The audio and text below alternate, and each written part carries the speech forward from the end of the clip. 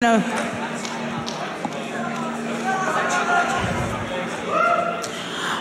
it appears that we have met that Invictus incentive, $18,975. Thank you very much, everybody. Appreciate that. And now, without further ado, I feel like we're having deja vu. It's me, it's Pooh, it's Mitch, and we have a couple other awesome people we have along the way. We have Lawso, we have TheHaxor. So here we go. Super Mario Brothers 3. You paid for it. You asked for it. Here we go. Have fun. What's up, everybody? I'm Aweglib, here to bring you guys a Super Mario Bros. 3 all-forts race. I want to first of all say thank you so much for the huge push you guys made to get this race in. All right, now I will now introduce our racers. Starting on my left, we have TheHaxor. He comes in with a PB of 46.15. Give it up. Moving on next, we have Lawso42 coming in with a PB of 49.29-ish. Up next, we've got the world record holder of this category, MitchFlowerPower, coming in 45.25 on a PB. And finally, on my right, the people's champ. He's here to stomp out the competition, both literally and figuratively. Give it up for grandpoobear, everybody. Also like to introduce my commentary team. We've got Stewie Cartman, we've got Glitch Cat. Welcome, boys. We're gonna have a great, great race for you guys. As soon as our runners are ready, I will count it down. Everybody good to go? Good, good. All right, let's kick this off in 5, 4, 3, 2, 1, go!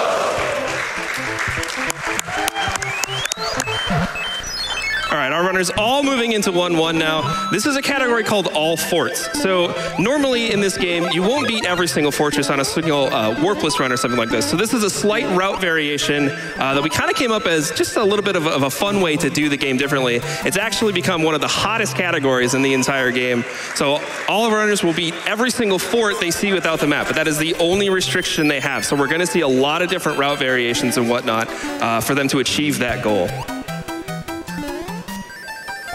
So moving into 1-2 now, you see there's a lot of stuff just on the map. Mario 3 introduces a ton of new mechanics that you haven't seen in Mario 1 or Mario 2. And in order to do that in the really, really short stage length of Mario 3, they kind of just cram everything in. You get free fighters.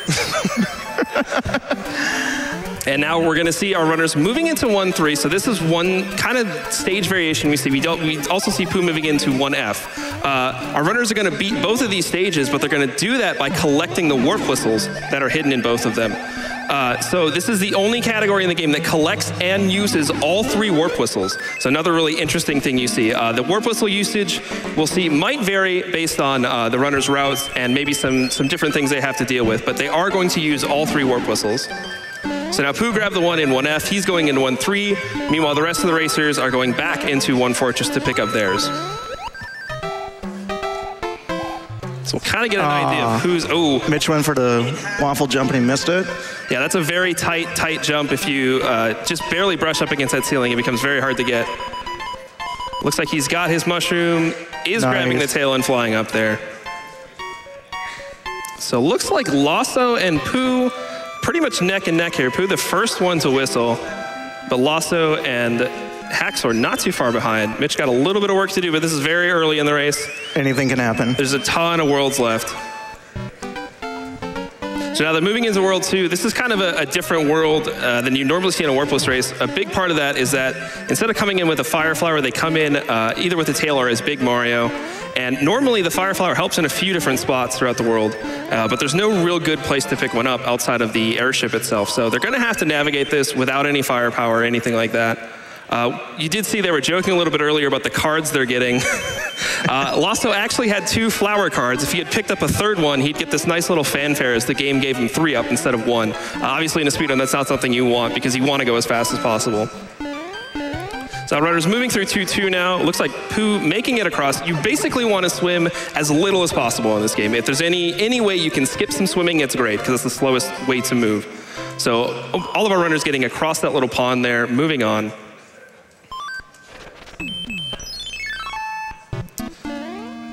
Pooh moving into 2F now. This is a very, very difficult stage to get, and he just easily nails that early P speed. That's a very Casual early P speed. very tough strat to nail. You really have to mess with the P speed mechanics in just a way to get it. And looks like all of our runners really pulling it off nicely.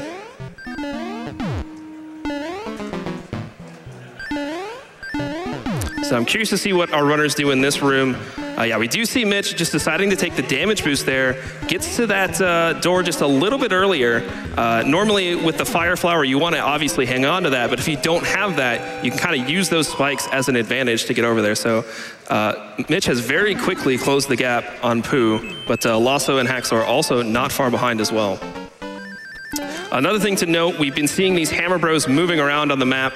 The first one that they can see is a music box. They're probably not going to pick that one up. It's not very important. The Hopefully other they one, won't. yeah, hopefully they won't. The other one, though, does have a hammer, and that's very important. They need to use that hammer at the end of this world to pick up the third whistle from the Fire Bros. Looks like we got Lawso doing the red rockets. Yeah, Lawso picked up that red shell, carried it all the way through, and you see how fast that shell went through. Saves a little bit of time, a very, very difficult strat. Shout out to Cujo for doing that strat. Yeah. All right, now moving into the infamous Angry Sun level. This is actually one of the most easy levels to speedrun, though. The Angry Sun kind of reacts to your own movement, so if you play the level the same way every time, you kind of know when he's going to swoop down and try and get you. And otherwise, it's just a very flat stage, very easy just to run all the way through.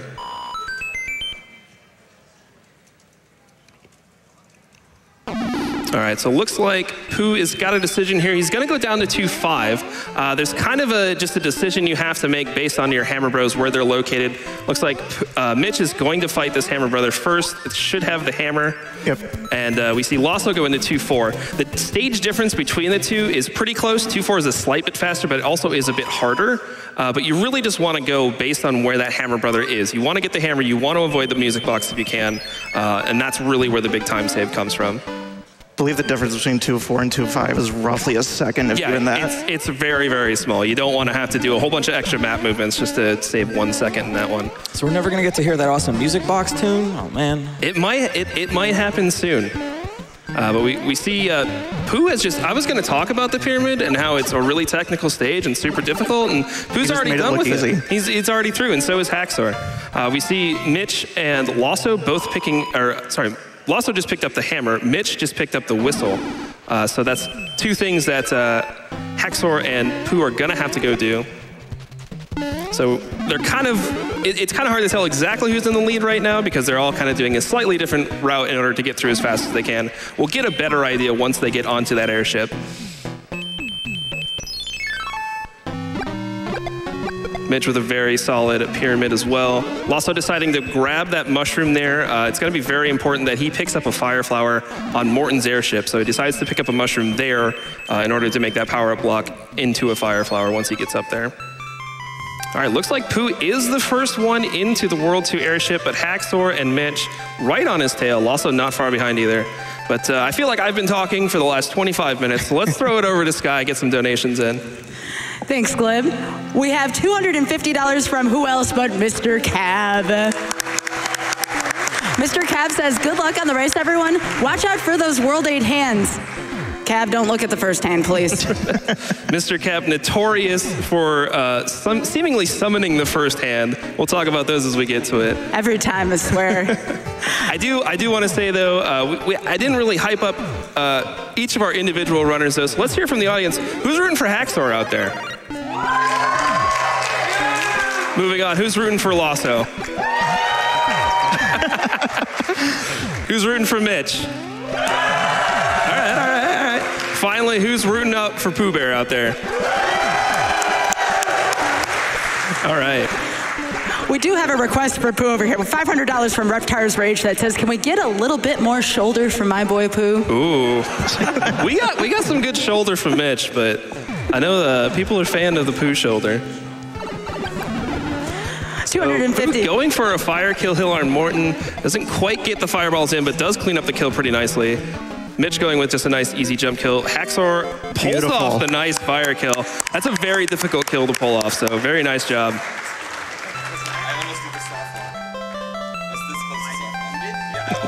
Pooh mentioning he was very close to actually shooting at the wrong time, which could have caused the soft lock. Occasionally, if you just shoot that last fireball on the Koopa Kid at the wrong time, the Koopa Kid will just kind of fall off the stage and just won't appear. And since you've killed the Koopa, the timer doesn't continue to run, so there's literally nothing you can do. You're actually just stuck, and you have to, basically, your run's completely dead. You have to turn the console off, but luckily able to avoid that.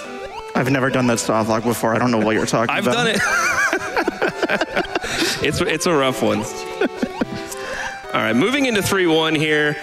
This is another stage where you want to swim as little as possible, so going over the top there, trying to preserve this P-speed inside the water in order to get through as quickly as possible. But we're coming up on 3-2, one of the most technical stages in the entire run. The P-speed build at the very beginning is very, very particular. You have to really have really precise movement to get it correctly. And then after you get it, if you get it, you have to deal with some really sketchy hitboxes in order to preserve it. So we see Pooh kind of hanging out on the left for a second to hopefully build this speed, does get it. And now let's see if these fish cooperate. Nice. They did, very nice. Meanwhile, Mitch also able to pull it off. Very nice. Haxor didn't quite get the P-speed, but does get through the stage. And another thing to watch out for, these Hammer Bros on the map, you see them moving up.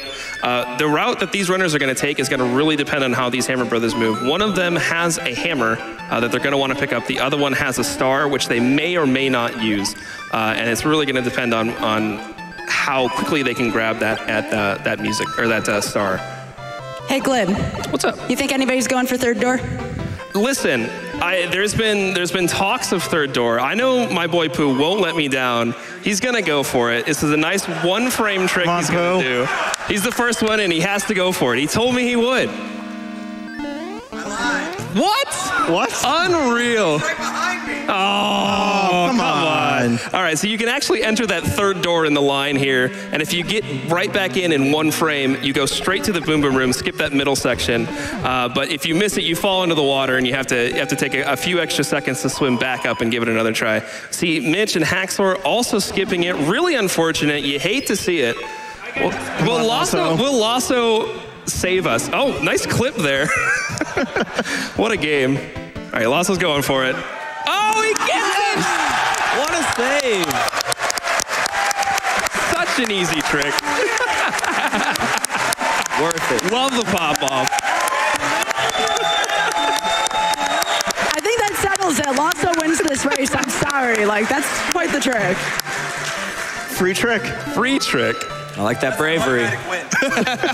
The race is over. Everybody can just stop. Lawso wins. We're done.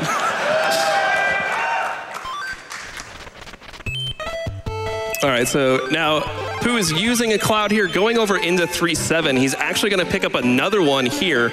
This is another thing you really don't see anywhere else but All Forts, the usage of this cloud in order to skip another stage coming up. So I was talking a little bit about the way these bridges are lined up. So we're going to see Pooh go straight down into 3-8. The bridges were set up in such a way where he could do that. He's going to go back around to go do 3F2 after that. So this is kind of one of those things. You have to be really ready to be right on your toes and do exactly the fastest route that's being presented to you in order to get through as quickly as possible. So it's a really fun category in that respect, where it's just every run's different.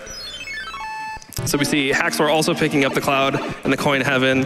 Lawso about to grab it as well.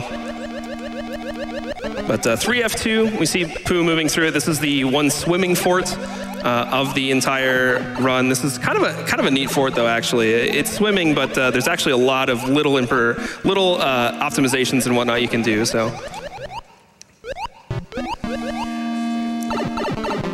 Glib. What's up? How much time did Lawso save by doing third door? Okay, everybody's going to tell you Lawso saved like 6 seconds or something. I'm going to tell you right now, he saved 5 years by getting that third door. He's literally gone back into the past and is now doing the run from 2014. Well, so Lawso worked so hard to save all this time. Okay, now I know this is one of Lawso's friends, $25 from Alvarian, that says, Lawso is one of my best friends, so I have to donate $25 during his SMB3 race. I also have to root against him, though, so he gets an extra $10 for each hand he gets. Lawso just saved all of 6 seconds, and now we're wishing hands on him? With friends like that. Got it first. Scary, dude. Now, since Haxor, Lawso, and Pooh got had to go to 3-7, they're not going to be skipping 4-4. Right, yeah, that's where we'll see that kind of route variation happen. Mitch will have to go through 4-4 once he gets there, whereas Haxor, Lawso, and Pooh will all be able to skip over it. 4-4 is the stage that's kind of left over in the route as being the slowest stage. A lot of times you'll skip past some fortresses because they're normally long stages, but this is all forts. We have to do all of them. I didn't see, did Haxor do 3F2? He missed it in the hotfix race. I want to make sure that he got it. I hope he played it. We'll take a look at his map once he gets out of 3-9 here. Are these different routes just a matter of preference, or? There's a slight bit of preference, and a lot of it is just kind of reacting on what the game's throwing at you. So how the Hammer Brothers move, or just, or perhaps your own preference, what you're comfortable with in strats. And there's actually a really big route variation. I think we will see. He played the fort. Okay, he got the fort. We're okay. Oh, this isn't the category some forts? No, it's actually all forts. Oh. Yeah, it's wild. And we see Mitch and Pooh working their way through the World 3 airship, coming in with fire. We also saw Lawso kind of take a little bit of a side trip to go pick one up in 3-9. Very important to have Fire Flower for the Wendy kill. She's one of the kills that's most difficult to do as a jump, but actually can be one of the easiest to fire kill because it's a nice flat plane you can kill her with. So it's one of those ones where if you come in with fire, it's much easier, much safer, much faster. So it's something you definitely want to do. And I saw on Lawso's screen he had a coin chip. What was that about? Oh, all right. We can talk about coin chips in a little bit here and kind of what that is and what that entails. But we see Mitch moving into the fight. Very nice, very clean kill. And he's out of World 3.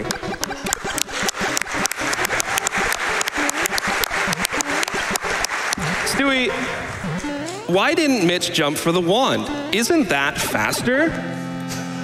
It can be if you're at the very top of the screen.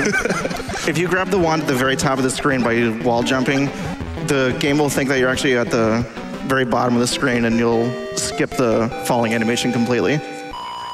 Right, otherwise the wand will fall just a little bit faster than Mario does, so that's why you're seeing our runners just wait for it to be grabbed. It's absolutely the most common Twitch chat question you see in any SMV3 stream is somebody going, well, why aren't, like, they should jump for it, that's quicker. It's all swag, that's all it is. That's also, yeah, it's mad swag. Moving into World 4 here, this is a lot of people's favorite worlds, just the aesthetic of it. Also has a lot of really interesting speed stages, lots of fun stuff. Also having a little trouble cleaning up this Wendy fight. She's got a really particular hitbox, but he is able to get it. And even though the Wendy fight looks easy with fire, without fire, it is probably the hardest boss to kill. Oh yeah, absolutely. So Pooh able to get the P-speed in 4-1 as well. 4-2, another stage that features kind of a really interesting strat there. You see Mitch picked up that ice block and also shot a fireball in order to despawn one of the piranha plants and then carry the ice block through the end for the rest of it. All right, now Mitch is about to move into 4-3. This is definitely a favorite stage. I asked all the runners what their favorite stage was. I know Pooh mentioned that 4-3 was his favorite, but this is a lot of people's. It's my own personal favorite as well. It's my favorite. It's such a really fun stage to do. There's so many enemies and whatnot that just kind of line up, and it's just a really fun stage when it goes all together great. You get nice little crouch jumps at the end. Really nice stage there from Mitch. See if Pooh can match. Now coming up for Mitch, he's going to have to do 4-4, and there is recently a new test strat for 4-4. Right. See if Mitch goes for it after the fort. Yeah, but first we have the fort here. It's going to be interesting to see Mitch having a lot of movements from those Hammer Brothers there, having to wait that out. But moving into the fort, you see he doesn't use a star here. I'm not sure if any of the runners are going to. Star usage is actually pretty important. You don't have a lot to work with, but that was a very difficult beautiful fort from Mitch, especially to do it without a star. That was great. That is a tough stage, and as soon as anything goes wrong, you're just in instant panic mode. Oh, you see, yeah, Pooh couldn't quite get that crouch underneath, does lose his fire. Oh, no. Going small.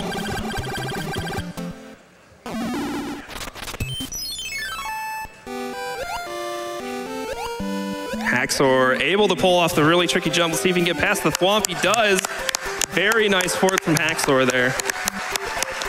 So now you see Mitch doing 4-4. Now at the beginning, when you build your P-speed, if you do a duck after you build your P-speed and you do the duck jump into the water, you'll actually shoot back out of the water, and you have a few frames to shoot the Lakitu and the spike. Yeah, that was a strat recently found by a taster by the name of Maru. Saves about a second, which is pretty nice. I mean, 1 second less of 4-4 is really good. Any less time you can spend there, the better. It's my personal least favorite level. Yeah. So, yeah, but we always see Pooh, Haxor, and Lawso are all going to be clouding over that stage. So that's where that 3-7 cloud will come into handy for them. Lawso had a lot of height coming off of that. He's got a tricky jump around the hot foot, able to avoid it. Meanwhile, we see our other 3 runners taking care of some Hammer Bros. The Hammer Bros at the second half of the world, one of them has a P-Wing, the other has a star. The P-Wing is going to be very, very important that they pick it up. Otherwise, they might have to do some little extra tricks later on in the run, but grabbing that P-Wing does save quite a bit of time. We see Mitch actually going through 4-5. I believe he did that because of how the Hammer Bros are set up. We see Pooh wrapping up 4-6, so they will be heading into that fortress about the same time. Haxor is the first one in, so very nice. He's have a very clean World 4 so far. Picking up that early P-speed in 4F2, that's another one of those, you have to be really, really precise, have a lot of knowledge of how the P-meter works in order to get that. It looks easy, but it's not. Yeah.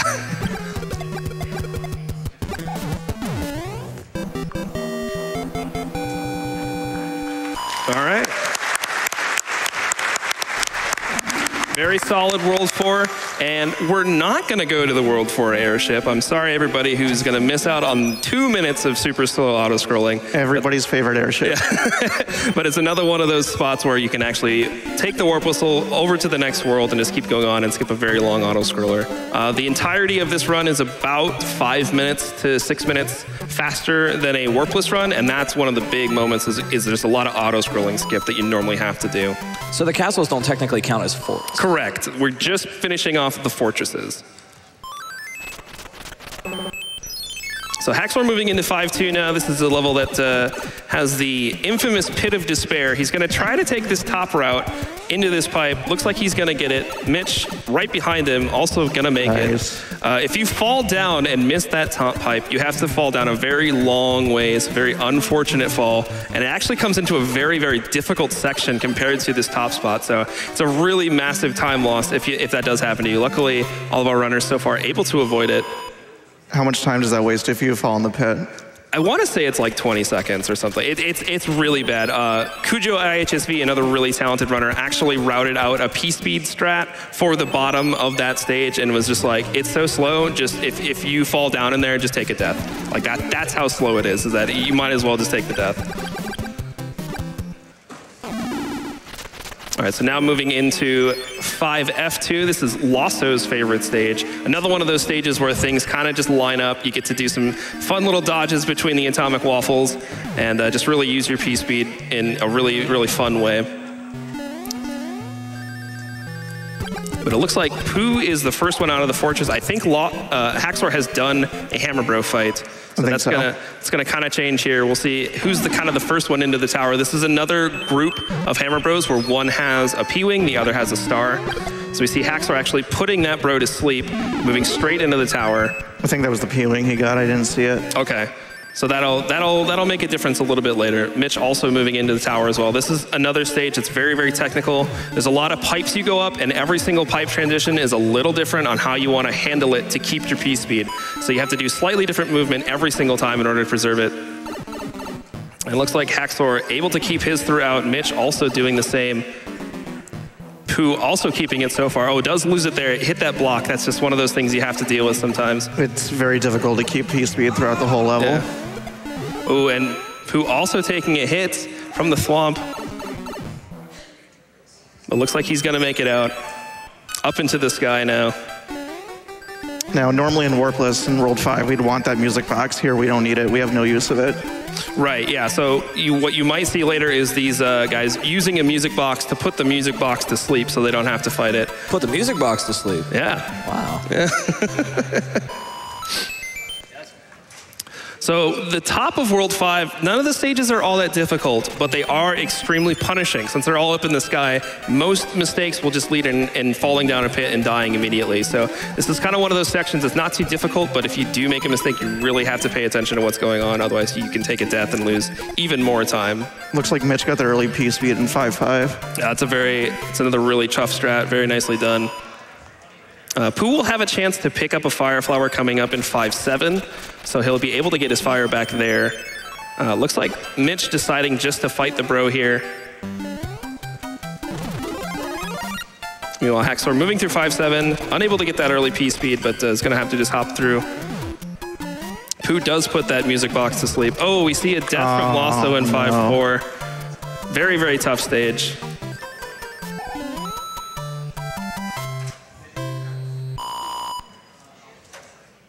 So Haxor, the first one out of 5.7. He's got that bro on the bottom there. He's probably. There is a clip you can do in 5F2. You get one chance at it, otherwise you die. So it's called the kamikaze clip.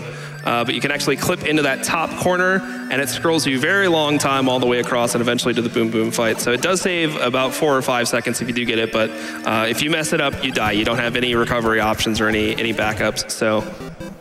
Not something you're going to see unless somebody's really trying to either save or kill their run. Is there an incentive for that? Lawso's looking over at me. Is he going to do this? I think he's gonna. He's thinking about it. I know he's thinking about it. I mean, he went for door 3. He got third door.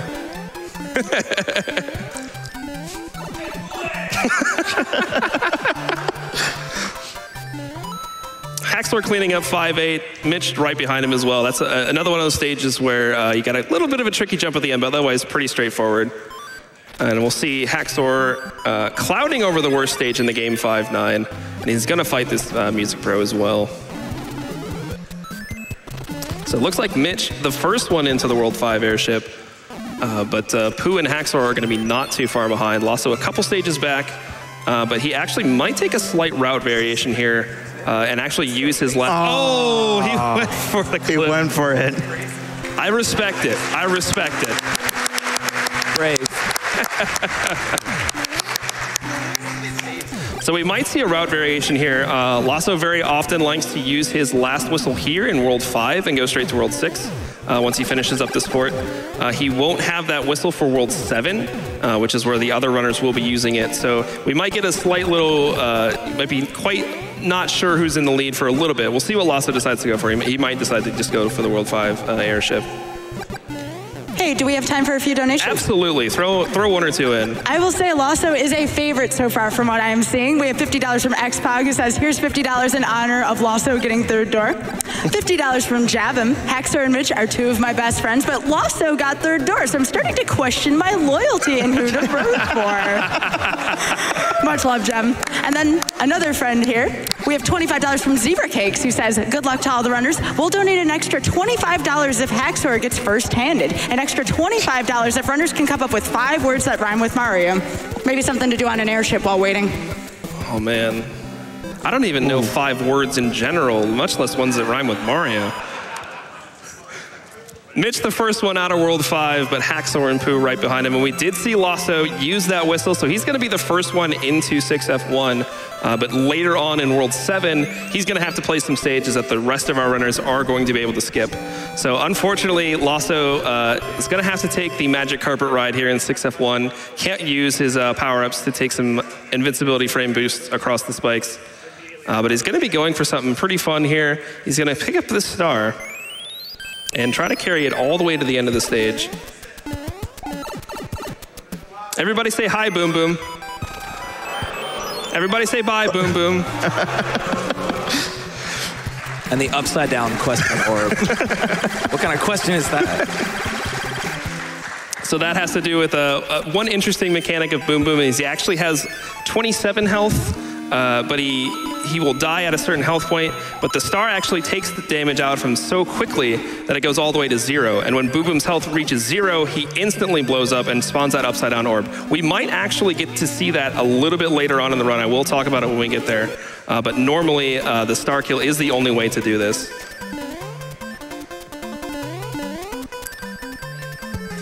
So we see Mitch and Haxor also pulling off the real quick kill. And who is right behind them. Lawso in the meanwhile in 6-5. This is kind of one of the first puzzle stages of the game. The game wants you to pick up a tail at some point and carry that Koopa up to kill both of those nippers up there, but actually by doing some precise movement, Lawso was able to despawn one of those nippers and get up there without using the Koopa shell.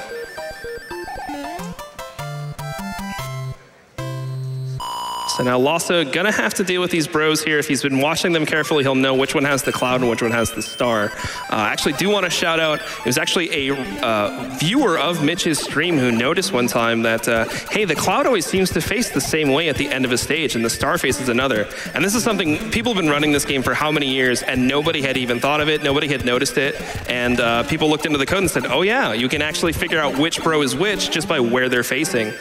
So it goes to show you that everybody can contribute to speedrunning in any way. So really cool that we found that out. That's actually helped out a lot in a lot of different categories, including this one. Leave it to Twitch chat. Classic Twitch chat. How long ago was that discovered? About a year ago? Yeah, I think it's about a year and a half now that's been discovered. So it was very, very recent in comparison to how long this game's been run. So really cool stuff. Ooh, we see Pooh taking a hit there, does lose his tail. That is going to cost him, as this fortress here, we see Mitch and Haxor moving through it. Very important to have really solid flying mechanics to get through it and get past these spots really quickly. Lawso in the meanwhile, wrapping up 6-8, got the big H jump, maintaining his pseudo lead so far. And does he do 6-10?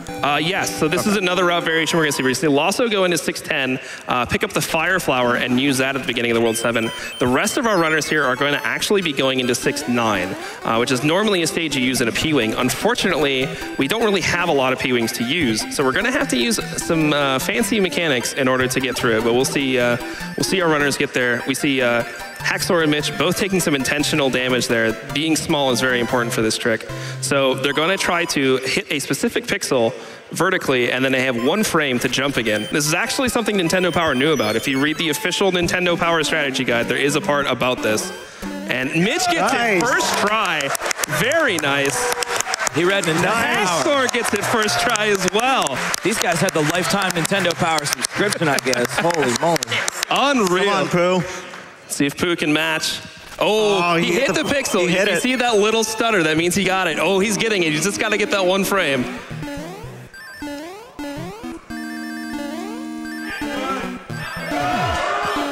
Ooh. It's a very tough jump. Yeah, very, very tough. There it is. All right, very nice.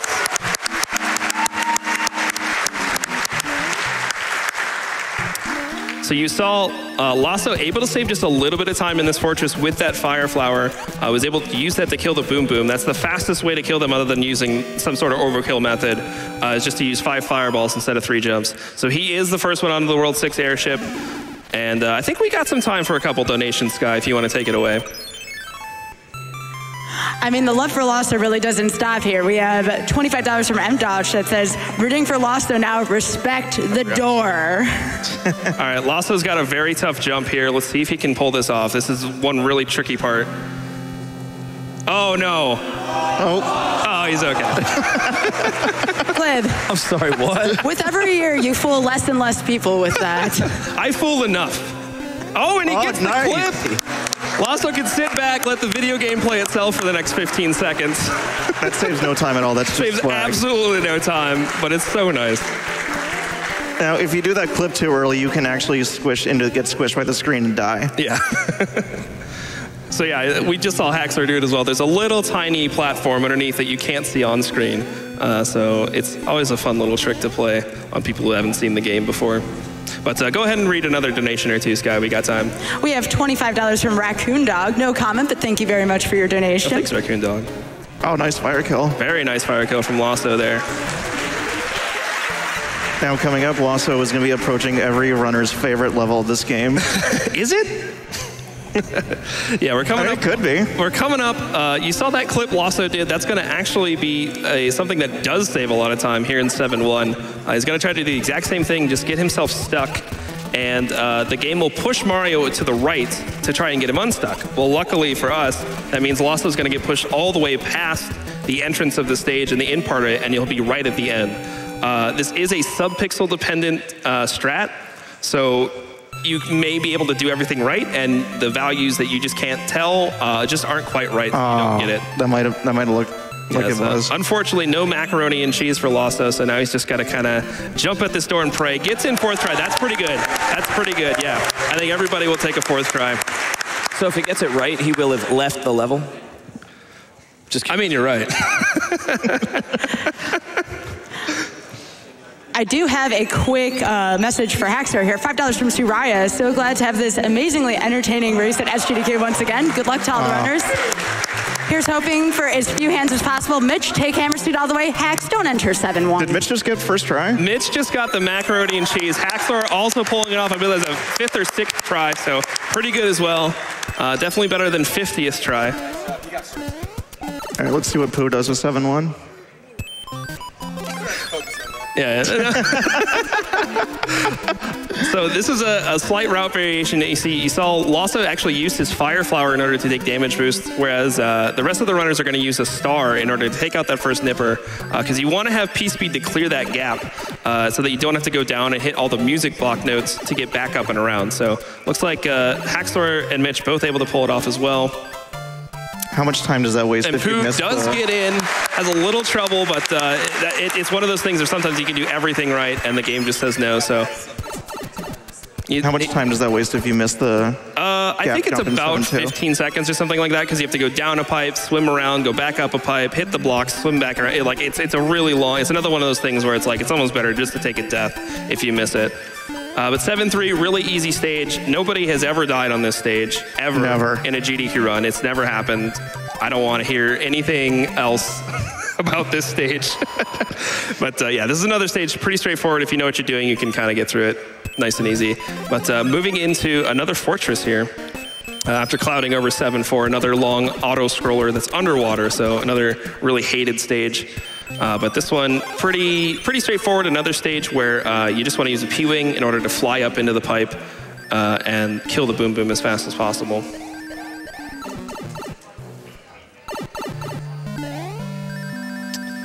All right, so we're going to see what's going on here in 7-6. If our runners have been able to pick up all the P-Wings so far, they'll be able to just fly over this stage like we see Lawso doing. I'm not sure if any of the runners missed a P-Wing or not, but if they did, they can actually clip through this stage just like they did 7-1.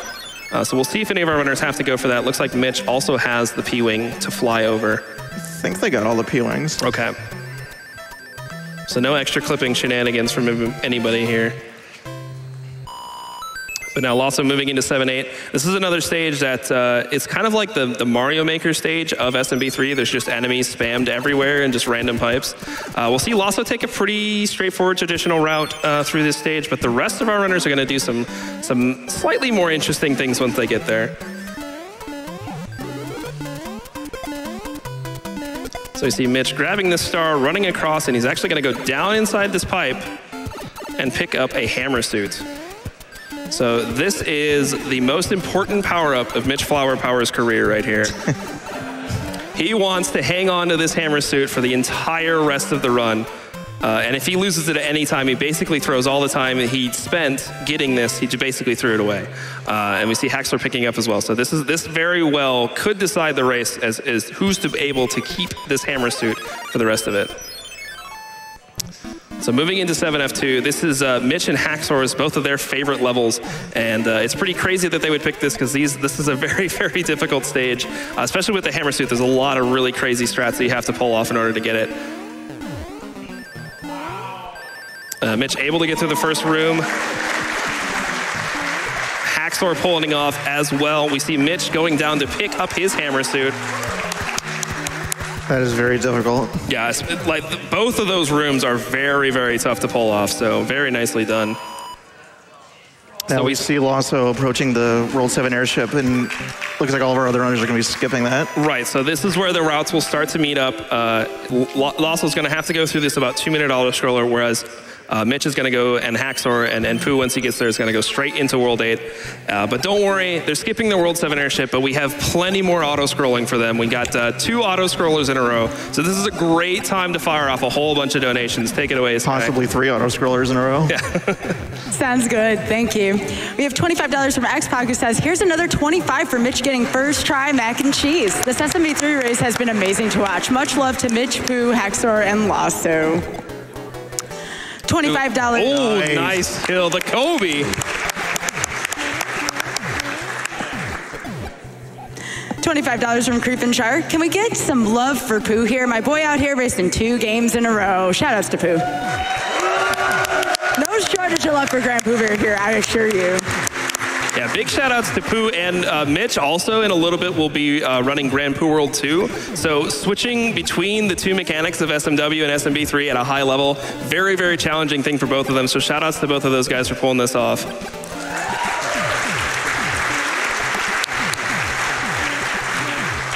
We have $1,000 from Dragon Rock. Thank you.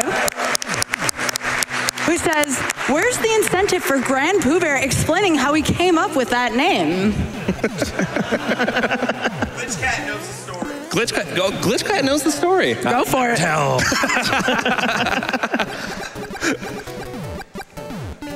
Oh, you can't just do it like this. Do you seriously know the story?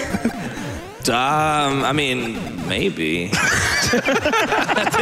At this point, I don't. All right, fair enough. Maybe a future incentive, perhaps. We have $20 from Josh Berman, who says, SMB3 was the first real video game I ever played. Getting the port package with a silver Game Boy Advance SP at Costco. Always a thrill watching MitchFlowerPower and others crush this all-time classic. Also, even though Yoshi is the cutest animal ever, he still needs to be killed. Sorry, not sorry. Also, too, Clip, a lot of people may be wondering, there was talk of mac and cheese. Do you want to talk about maybe the story behind 7-1 Clip and why it's called mac and cheese? Okay, I mentioned Cujo IHSV a little earlier. We were hanging out in his chat one evening, and we kind of thought, you know, we name every chick just like level name and then clip, or level name and jump. And we're like, let's come up with some fun names.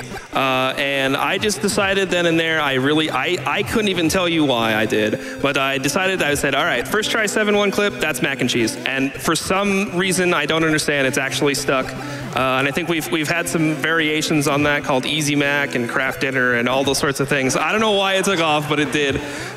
So yeah, that's just a really fun thing. I do want to mention, as our runners are starting to get towards the end of the second auto-scroller, the Navy, in World 8, they're coming up on the hands. Now, if you know Super Mario Bros. Speedrunning, you know what I'm about to talk about, but if you don't, there's something coming up. There's 3 levels that our runners are going to try to skip over. But unfortunately, there's a 50-50 chance they're going to get grabbed by a hand, get pulled in, and be forced to play the level. So this is a massive source of RNG. We could see a really big shift in who's ahead, who's behind, coming up in this next section. So Mitch will be the first one there. We'll see how he's able to do.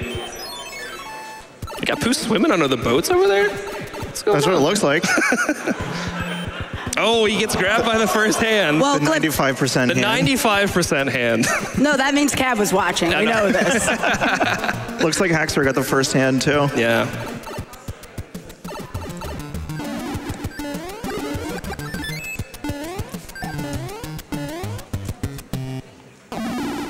It's crazy. I didn't know they were going to do this run before. Ooh, all right. Mitch getting out with just the hand. Haxor getting grabbed by the second one. This is luckily the shortest hand, but each of these stages costs about 20 seconds, so you can really see a shift between a minute shifting one way or the other between 2 runners or between your PB. Mitch, Haxor calling his shot, calling all 3 right here. There it is. The 1 and 8. Oh, Pooh, meanwhile, just barely getting grabbed by the third one. So now, all of a sudden, Pooh is right behind Haxor. So that's kind of exactly how it shows of how these hands can really have their say in this run. Oh, no! Oh, no. Make sure everybody's console's secured.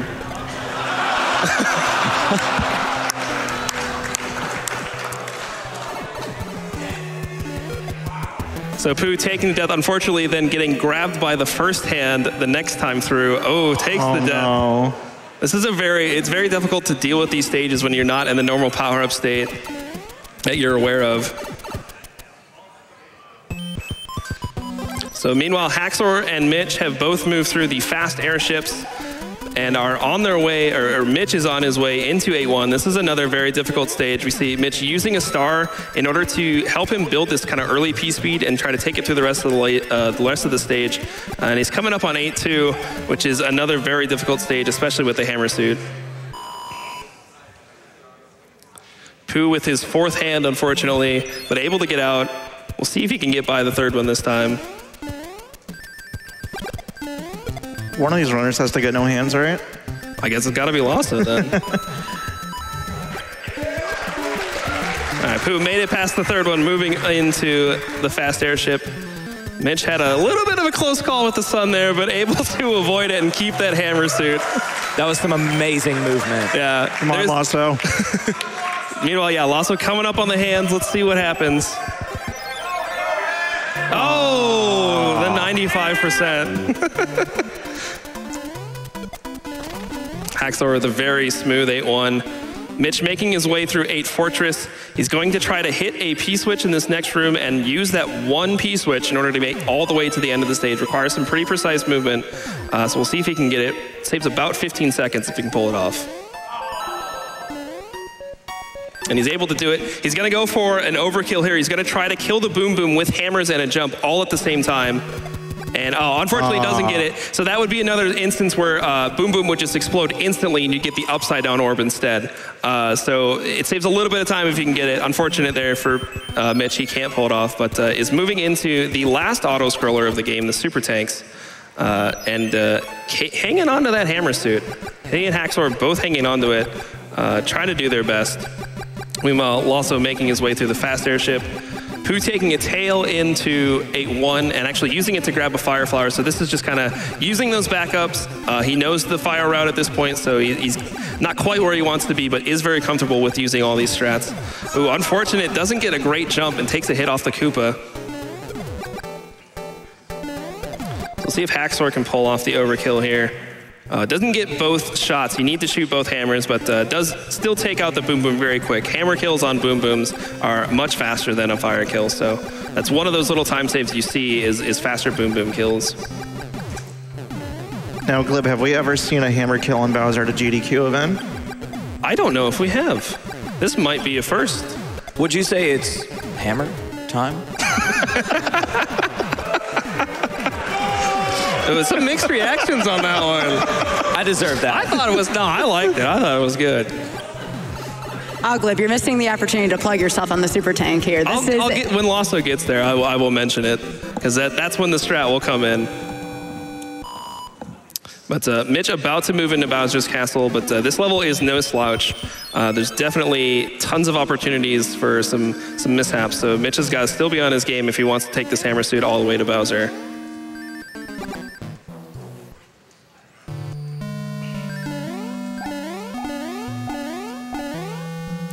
So Mitch pulling off the easiest clip in the game, another one Nintendo Power tells you about. And he's got one more room here before Bowser. See if he can maintain his P speed. Very nice. Wow. Now, if you blink it, you'll miss it. This hammer kill is very quick. And he's done it.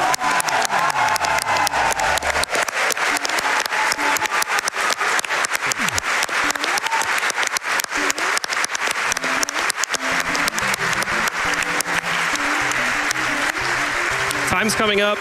When he goes in the door, no. Time. Nice job. Very nice run by Mitch there. We see Haxor taking a slightly different path through Bowser's Castle. He's going to try to clip up here in order to skip up past a couple of rooms. Does get the clip. Very nice. Meanwhile, we do see Pooh pulling off a strat that I developed. It's about the only thing I've ever contributed to this game is an auto-scroller strat. But it is, I think the name right now is the world-famous, very nice kill by Haxor. The world-famous, patented Aweglib super tank strat TM with a vengeance, I think is where we're at with it. Time is coming up for Haxor, though. And time.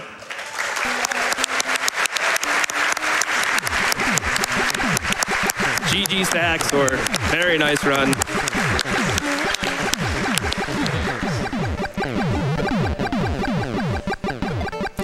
So Pooh just about to wrap up this final auto-scroller. Lawso just about to enter it. I think we got time for one donation really quick. All right, sounds good. We have $250 from Redshift, who says, will there be puns? We need to make Pooh upset.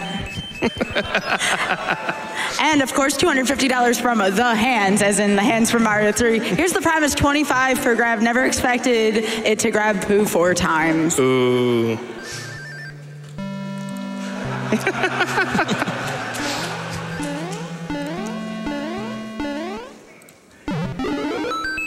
All right, Pooh's made the clip.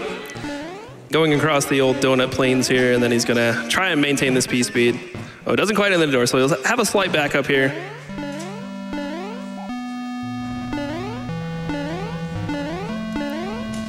Able to get through it. Now this this fire kill here on Bowser's a little bit more in-depth than it is with the hammer kill. He's got to shoot 35 fireballs into Bowser's head, and because Bowser has such a weird hitbox, it's actually only at the top of his head. You see those fireballs actually go under, but Pooh able to pull off the kill anyways. Very nice. That was scary. That was very, very scary.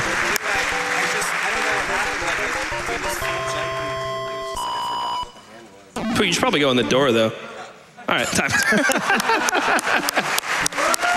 Oh, Lawso pulling off another clip. That clip saves about 1.5 seconds if you do pull it off. So he's got just a couple more rooms before the end of his run.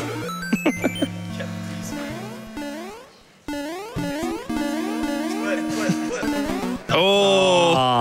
I think he's going to go for this clip, which actually does lose time if you get it first try, but, you know. Oh, he gets it. So how much time is it if you got it third try? Yeah. But this will actually skip that last room, take him straight into a Bowser fight.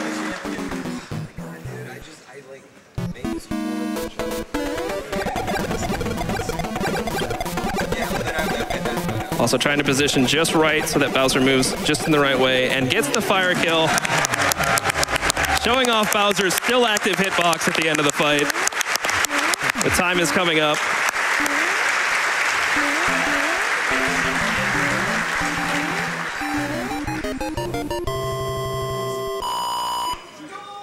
Time.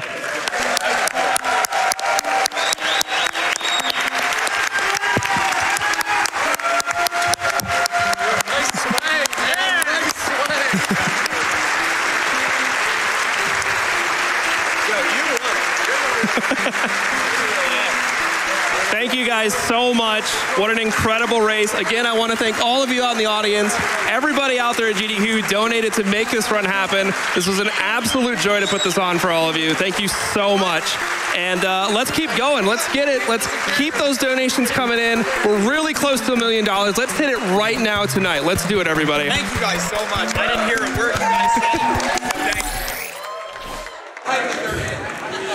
Let's hear it one more time for MitchFlowerPower, your SMB3 All Forts winner. Shout outs to the rest of the runners as well. Let's hear it one more time for grandpoobear, Lawso, and TheHaxor as well. Much love, y'all. Thank you again to everybody who contributed towards that run. That was awesome.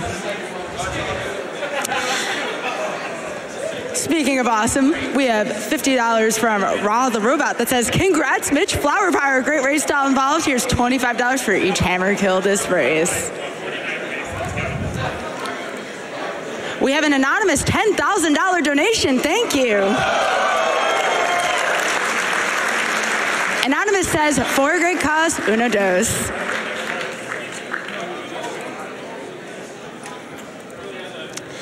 $15 from Joey Taylor. Congrats to the winning team on the Super Mario Kaiser race. Can't wait to see the Mario 3 race. There's a donation going to the Fraternal Fortress, all the Mario hype. And on that note, we did meet the Fraternal Fortress incentive as well, so thank you very much for that. We look forward to that during Grand Pooh World too.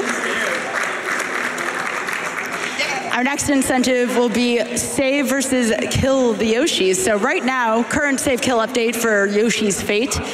Save is leading $4,384 to kill $1,750. So if you want to see Yoshi be barbecued, you may want to put a little bit more towards that.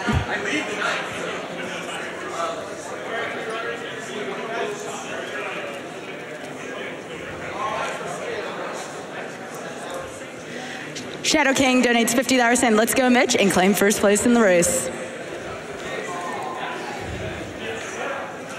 $250 from Scarlet Mango. Rush time from work to catch the Mario block. Keep it up, you amazing people. Let's hit that first million. Can I get an orb from the crowd?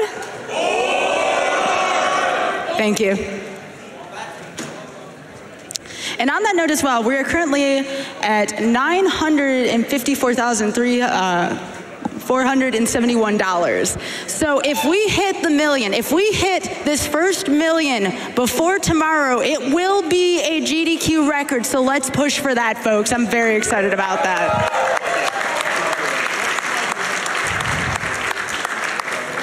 $1,000 from Bad Ring. I've been watching for many years and I'm delighted to finally be able to contribute. A special thanks to grandpoobear for introducing me to Kaizo Mario and the speedrunning community. You are some of the kindest, most welcoming people on the planet. Thank you for helping such an incredible cause.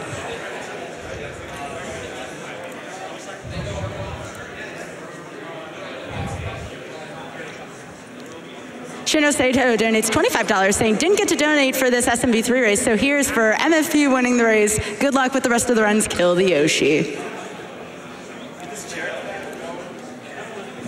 Genova XP donates $25 saying, here's $25 for getting one hand for both Mitch and Pooh. Way to go, guys, and good luck later on Grand Pooh World.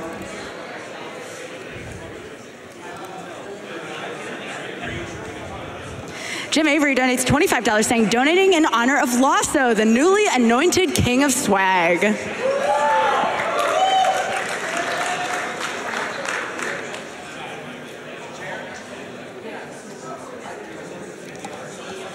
$50 from Nathu. Shoutouts from the front row. This is the third GDQ I've attended and quite possibly last in a while. But I couldn't ask for a better one to end on with all my friends in the Mario community showing up in full force. Money goes towards saving the Yoshi in Grand Pooh World 2 and a futile attempt to balance out the ones Pooh will kill in Mario Maker 2.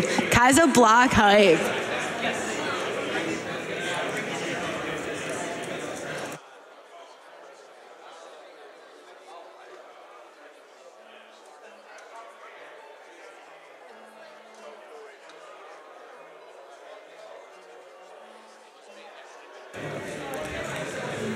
Valcheck donates $250 saying, congrats to Mitch on the win and looking forward to the ROM hacks.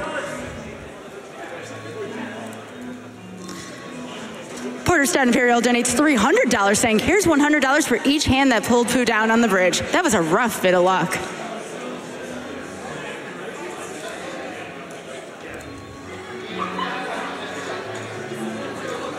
Brumfo donates $25 saying, Pooh, I love you and I'm always rooting for you, but we gotta save those Yoshis. You've had your fun.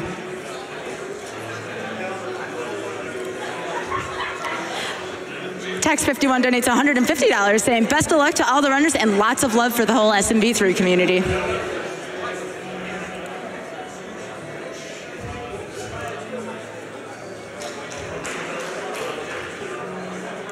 Corleana donates $25 saying, already donated, but had to donate again after that amazing race. We're also way too close to $1 million. Come on, guys, let's do it. $1 million hype?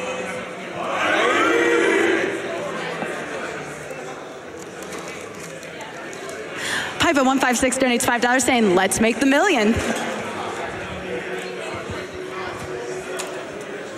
All right, we're gonna take a quick ad break. Be right back.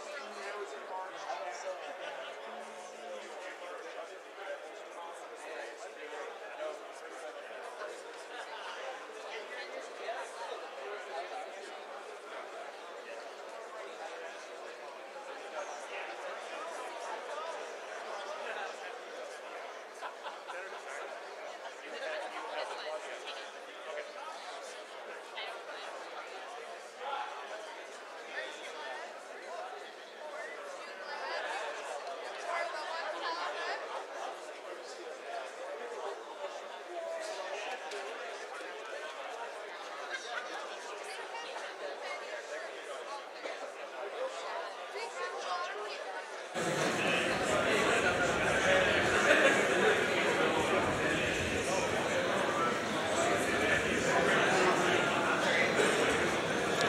right, welcome back to Summer Games Done Quick 2019. Now we are going to have an interview with grandpoobear, Lawso, Mitch, and TheHaxor. Again, congrats on the race. And coming up next on host will be Covert Muffin. Take it away.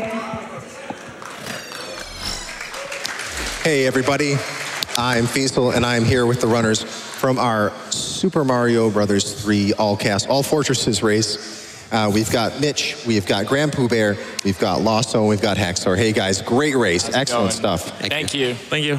So many great clips during that. I mean, we were trying to pick out the best things to show. But wait, you mean you're gonna show Lawso's door 3 though, right? Well, we're just gonna show, like, most of the clips are Lawso. Yeah, you should, dude. He like performed all the tricks. Like we were there trying to, you know, just keep up with him, man. That was awesome. Yeah, that was great. Before we get into that, I was just curious, the all forts category, how did that come about? That's kind of an odd category just to sort of land on your own. So Did it actually, start with SMW? no, it actually started. It started in SMW, but the old category didn't beat Bowser. It was just like beat through all of the forts. Just stop the timer. Yeah, and then after SGDQ 17, my ears. I can't hear. it was after SGDQ 17. After the relay, we were all just kind of like wanting to play the game, but we were kind of burnt out on like Warpless Hundo, and like Cujo was like, "Hey, let's just do all forts, but actually beat the video game." Yeah, and we're like, "Okay, that sounds cool. Let's do that." Yeah, and then just it kind of took off from there. Yeah, I saw it. I was like, "Oh, free world record," and then well now it's not actually. Now it's like super optimized. Yeah, it's really good. Yeah, I remember when I was like 3rd in that category. It was a good time.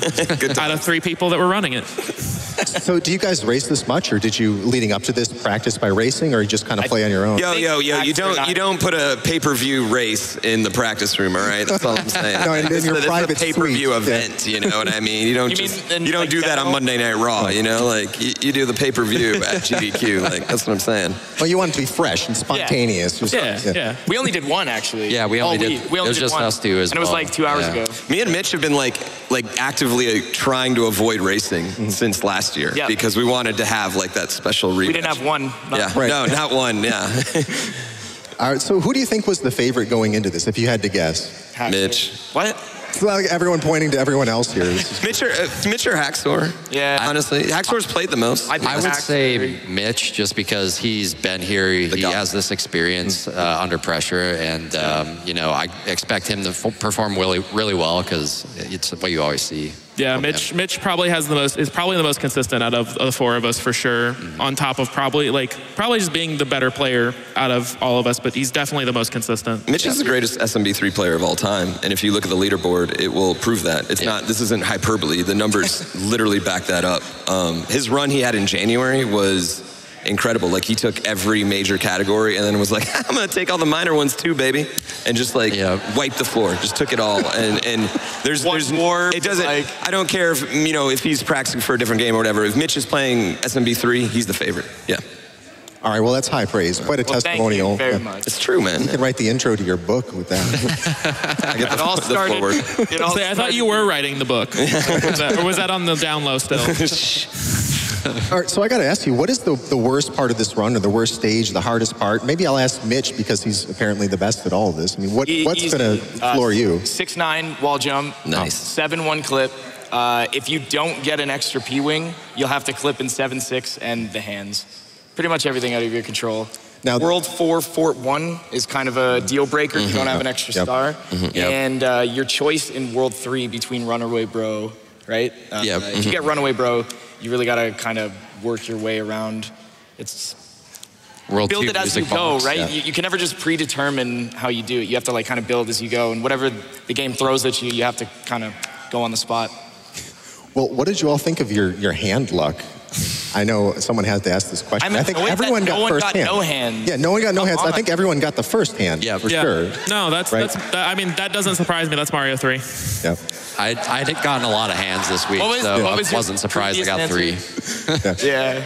I played 4 hands, which is really weird because there's only 3 in the game. So. It's the bonus. I don't know. Yeah, I don't know. Bonus game, bonus hand. I don't know how that happened. You know, honestly, I was that last one. I had just a brain fart. I thought I was 1 jump further than I was, and so I did a full jump, and then I was like, oh, I'm in a pit. And and I was like, and then it was just like, you know, and then you have that like woe is me moment, and then I died again, and I was like, all right, I'm racing Lawso now. Let's do this, baby. So. All right. Well, there were a lot of great moments, a lot of clippable moments of this, but we put together some clips, and I want to watch through these with you guys. All right. All right. So the first clip we have here, this is baby. World 3 Fort. That's right. Wait. So the door 3 glitch, and we've got Lawso going for this, the only one who went for it, and there we go. Yeah, dude. So really tight window. How many frames on that? It's 1 frame. It's 1 frame on the other side of the door. And the loss, if you don't get that, is you fall into the water and what? It's a lot. 11 or 15 seconds, and you only save like 5 or 6. It's so hard to do. We never do it. I think the interesting thing about it is that the up input is not when you actually see Mario. It's like 2 frames before you actually see Mario. Yeah. So you can't use a visual cue at all. Yeah, I've tried actually going in and finding a visual cue for it, and like there's just no visual cue for it. Yeah. But shout outs to a former 100% world record where Karua his run was basically dead and decided to like go for this and got it and then world recorded. Yeah, he messed up 3-2 P speed. I think. Yeah, he messed up something in World 3 and was like, all right, this is a reset. I'm gonna just go for 3rd door. I think gets it. Yeah, I also think it's the only time it's ever been done in GDQ where someone's successfully done 3rd door. So that's like first try. There's a bunch of firsts in this one. So yeah.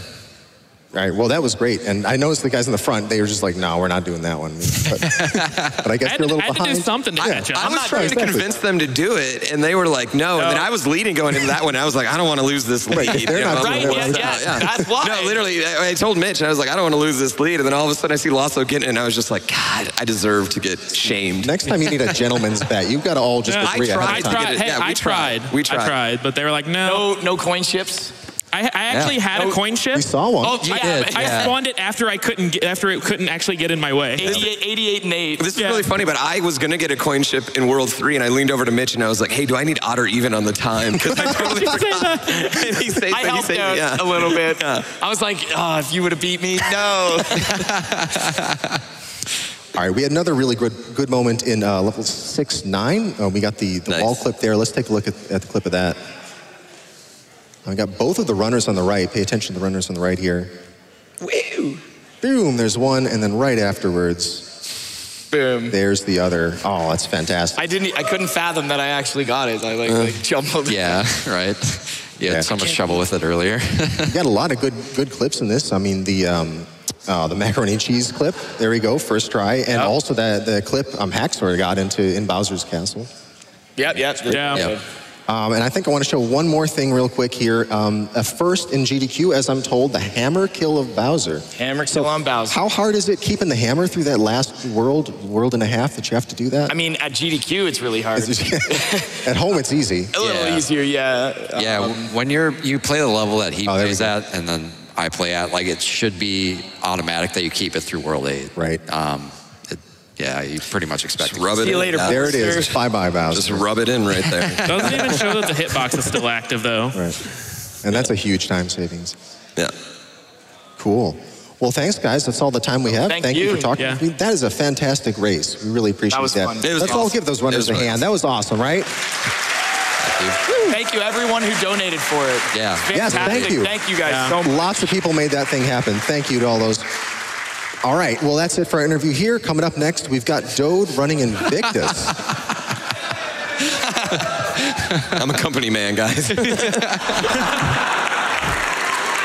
All right, what an excellent race and an excellent interview. Thank you so much, Feasel, and the people from the Mario community. Hello, everyone. My screen name is Covert Muffin, and I'm going to be on the hosting station for this Invictus run by Dode. Yeah. Speaking of which, we have some excellent donations here, starting off with a $1,000 donation from Simca. And Simca has to say with that 1,000, kittens. Thanks, Simca. I like kittens too. All right, we also have a $250 donation from Stacked Like Pancakes. saying, "You all are killing it," and by it, I mean Mario. Let's go, guys. Shout outs to the Mario community, best community. Hype!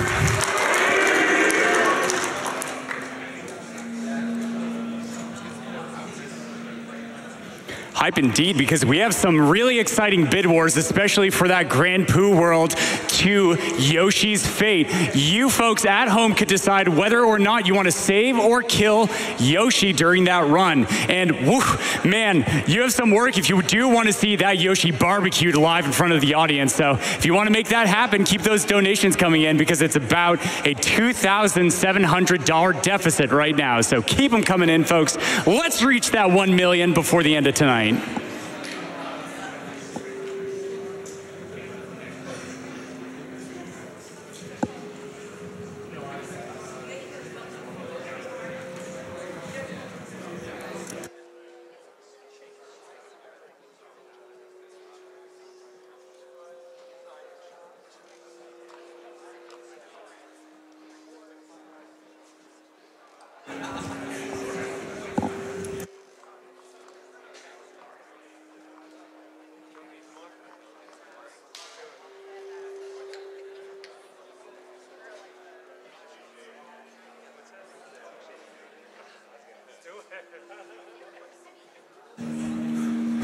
All right, welcome back, folks. Just some minor things going on, but don't worry. We're going to make sure that as the stream stabilizes, that we are going to continue on putting on some excellent content as we are getting pumped for that Invictus run by Dode coming up next.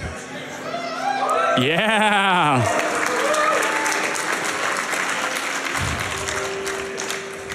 We are here at SGDQ powered by Twitch, raising money for Doctors Without Borders. Doctors Without Borders, MSF, is an international independent medical humanitarian organization that delivered emergency aid to people affected by armed conflict, epidemics, malnutrition, natural disasters, and exclusion from healthcare in over 70 countries in 2018.